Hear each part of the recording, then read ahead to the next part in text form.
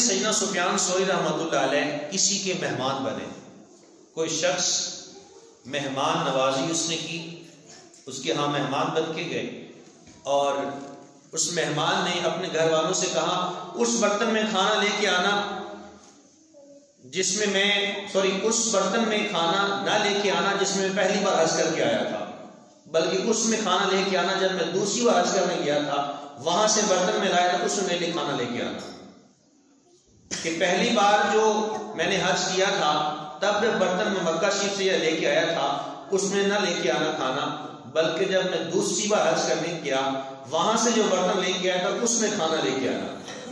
یہ اس گھر والے نے اپنے گھر والوں سے کہا۔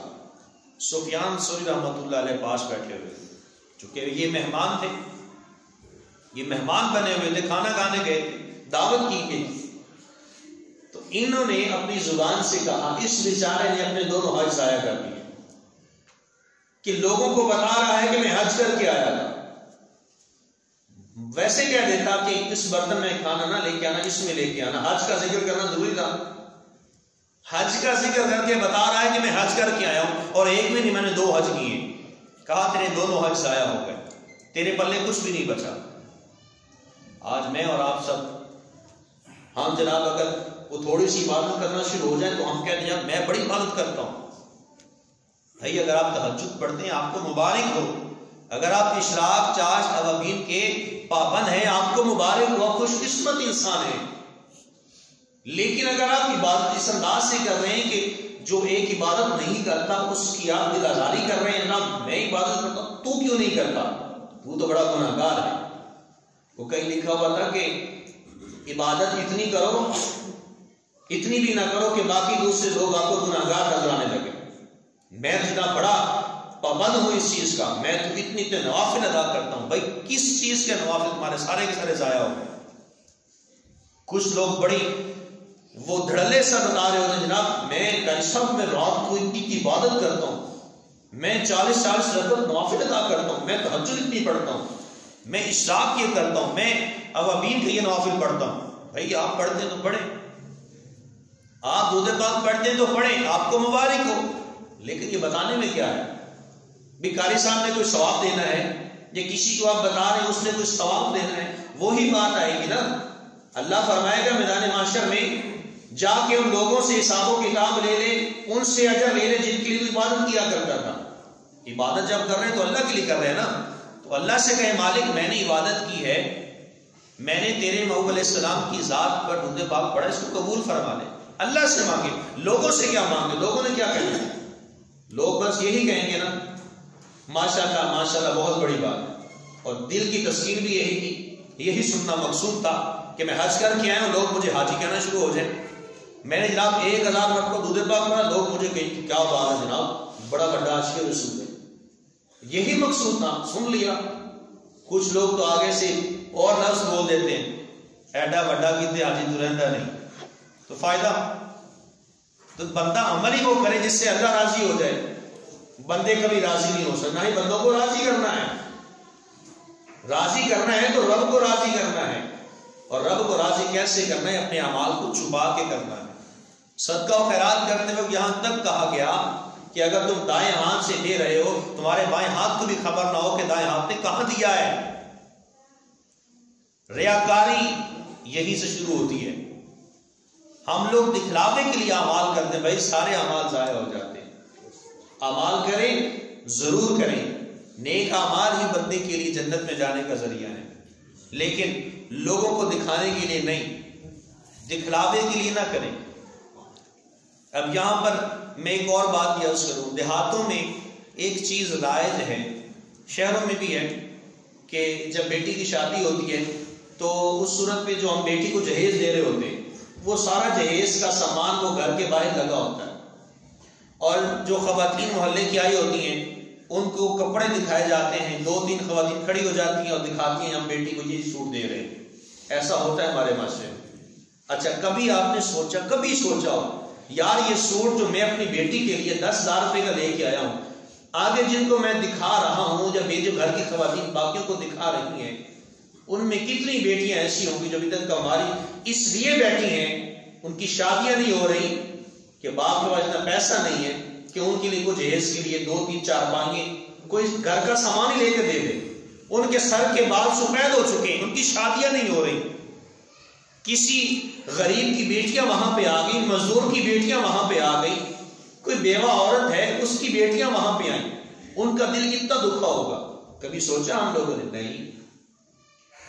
ہم لوگ پیسہ کتنا پھینکیں گے یہ نہیں سوچیں گے کہ سامنے سڑک کے پار کنارے ایک شخص کانپتا ہوا جسم ہے اور موٹی سی چادر بھی اس کے پاس موجود نہیں کہ جسم کو چھپا سکے. شادی بیاہ پہ اتنا پیسہ خرچ کر دیں گے کہ سڑک پار کنارے کوئی شخص اگر ایسا بیٹھا ہے اسے لینے کے لیے ایک چادر بھی ہمارے پاس موجود نہیں ہے. اس دور میں تو ایسا ہے جناب، غریب بھوک سے مر رہا ہے اور امیروں کے کتے بھی راج کرتے ہیں. یہ دور ایسا ہے. اگر آپ کے جسم کے اوپر پہننے کے لیے چادر موجود ہے، آپ کے جسم کو ڈھانپنے کے لیے موٹا کپڑا موجود ہے، آپ کو مبارک ہو، آپ خوش قسمت انسان ہیں. حق کے شکر ادا کرتے ہوئے مالک کی بارگاہ میں جھک جائیں. میں یہ کہا کرتا ہوں آج کل کے اس دور میں جہاں مہنگائی کا دور دورہ ہے، اگر آپ کو گھر میں بیٹھے بٹھائے 3 وقت کا کھانا مل رہا ہے، سونے کے لیے آرام سے نیند آپ کو آ جاتی ہے، آپ دنیا کے سب سے امیر ترین شخص ہیں. آپ جیسا کوئی امیر ہے ہی نہیں، اس لیے کہ آپ سکون کی زندگی بسر کر رہے ہیں. لوگوں کو چین کی نیند کرنے کے لیے ٹیبلٹ کھانا پڑتی ہے، نشے کی گولیاں لینا پڑتی ہے نیند آ جائے. آپ اطمینان کے ساتھ سوتے ہیں، صبح آرام سے اٹھ جاتے ہیں، کوئی فکر نہیں ہوتی آپ کو. اللہ کا شکر ادا کیا جائے. لیکن جب یہ چیزیں زندگی کا حصہ بن جاتی ہیں، ریاکاری آ جاتی ہے، نمود و نمائش آ جاتی ہے، تو پھر اس صورت میں بندے کی زندگی کا جو چین ہوتا ہے وہ سارے کا سارا لٹ جاتا ہے. آخری بات میں عرض کرتا ہوں، حضرت رابعہ بصریہ رحمۃ اللہ علیہا فرماتی ہیں کہ میرا جو بھی عمل ظاہر ہو جائے، میرا جو بھی عمل ظاہر ہو جائے، لوگوں پہ عیاں ہو جائے کہ رابعہ بصری نے یہ عمل کیا ہے، یہ اللہ کی بہت بڑی بلیہ تھی، بہت برگزیدہ بندی تھی یہ. اب ان کی سیرت کی طرف میں نہیں جاؤں گا، وقت کم ہے. فرماتی ہیں میرا اگر کوئی عمل ظاہر ہو جائے، لوگوں کو پتہ چل جائے رابعہ بصری نے یہ عمل کیا ہے، فرمایا میں اس عمل کو گنتی میں نہیں لے کے آتی کہ میرا عمل تو ظاہر ہو گیا، لوگوں کو پتہ چل گیا کہ رابعہ بصری نے یہ عمل کیا ہے. ہم لوگ تو انگلیوں پہ گنتے ہیں، میں نے یہ بھی کیا، میں نے یہ بھی کیا، میں نے یہ بھی کیا، میں نے فلاں کو حج کروایا، فلاں کو عمرہ کروایا، میں نے فلاں کو یہ لے کے دیا، فلاں کو یہ لے کے دیا، میں نے فلاں کی بیٹی کی شادی کروا دی، میں نے فلاں کو پنکھا لے کے دے دیا، میں نے فلاں کو یہ لے کے دیا، فلاں کو یہ لے کے دیا. ہم تو انگلیوں پہ گنتے ہیں. تو کہا کہ میرا عمل جو ظاہر ہو جائے اسے گنتی میں نہیں لے کے آتی کہ میرا عمل تو ضائع ہو گیا. ایک اور بزرگ فرماتے ہیں اپنی نیکیوں کو ایسے چھپاؤ جیسے تم اپنے گناہوں کو چھپاتے ہو. گناہوں کو ہم لوگ چھپاتے ہیں نا، کسی کے سامنے عیاں نہیں کر دیا میں نے یہ گناہ کیا ہے، مجھ سے یہ گناہ ہوا ہے، ہم لوگوں کو نہیں بتاتے. کہا اپنی نیکیوں کو ایسے چھپاؤ جیسے تم اپنے گناہوں کو چھپا کے رکھتے ہو. حضرت سیدنا ابو یزید بستامی رحمۃ اللہ علیہ فرماتے ہیں کہ میں نے 30 سال اللہ رب العالمین کی عبادت کی، اور 30 سال عبادت کرنے کے بعد ایک غیبی آواز میرے کانوں میں ایک اچانک سے آ کے پڑی، اور کوئی کہنے والا یہ کہہ رہا تھا کہ اللہ کے خزانے تو بھرے کے بھرے ہیں، اے ابو یزید بستامی تیری 30 سالہ عبادت اللہ کی بارگاہ میں مقبول ہے، لیکن تیرے لیے اس 30 سالہ عبادت کے ساتھ مسکینی اور انکساری کو اختیار کرنا ہے. تو مسکینی کو اختیار کر اور عاجزی اور انکساری کو بھی اختیار کر. کہیں تیرے اندر ایسا نہ ہو کہ تکبر کا عبادت پر تکبر کرنا شروع ہو جائے کہ میں نے اللہ کی اتنی سال تک میں نے عبادت کی ہے. تو جب اللہ رب العالمین بندے کو یہ ملکہ عطا کرے کہ اس کو عبادت کرنے کا صحیح معنوں میں پیکر بنا دے، فرائض بھی ادا کرے، نوافل بھی ادا کرتا ہے، اس کو چاہیے جھکے، اللہ کی بارگاہ میں جھکے. لَإِن شَكَرْتُمْ لَأَزِيدَنَّكُمْ کو سمجھے. اللہ فرماتا ہے اگر تم میرا شکر کرو گے تو میں اور زیادہ عطا کروں گا. اللہ نے آپ کو اولاد عطا کی ہے، جھک جائیں. مال عطا کیا ہے، جھک جائیں. آپ کو حسن عطا کیا ہے، جھک جائیں. آپ کے گھر میں رزق کی فراوانی ہے، جھک جائیں. اکڑ نہ پیدا کریں اپنے اندر، عاجزی اور انکساری کو لے کے آئیں. پھر دیکھیں اللہ آپ کو اتنا نوازے گا آپ کی سوچ و گمان میں بھی نہیں ہوگا. وہ رب ہے بندے کو دیکھتا ہے کہ میں نے بندے کو کیا عطا کرنا ہے. آقا کریم علیہ الصلوۃ والتسلیم کی تعلیمات میرے اور آپ سب کے لیے زندگی گزارنے کا بہترین نمونہ ہے. حضور علیہ السلام نے ارشاد فرمایا کہ میرے لیے میں نے اس بات کو میرے لیے دو چیزیں تھیں. ایک تو یہ کہ بادشاہی اور ایک دوسری مسکینی اور غریبی.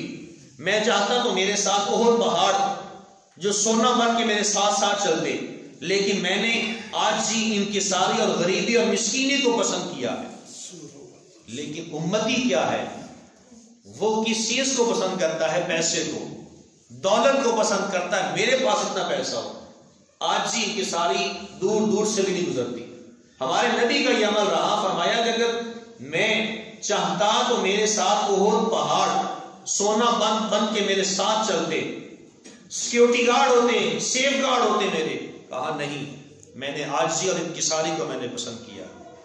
تو ایک امتی کے لیے عمل یہ ہے کہ اللہ اگر امتی کو کچھ عطا فرما رہا ہے تو اس بندے کو چاہیے کہ وہ جھکے، عاجزی انکساری، ریاکاری کی طرف نہ جائے، تکبر کی طرف نہ جائے، حسد کی طرف نہ جائے.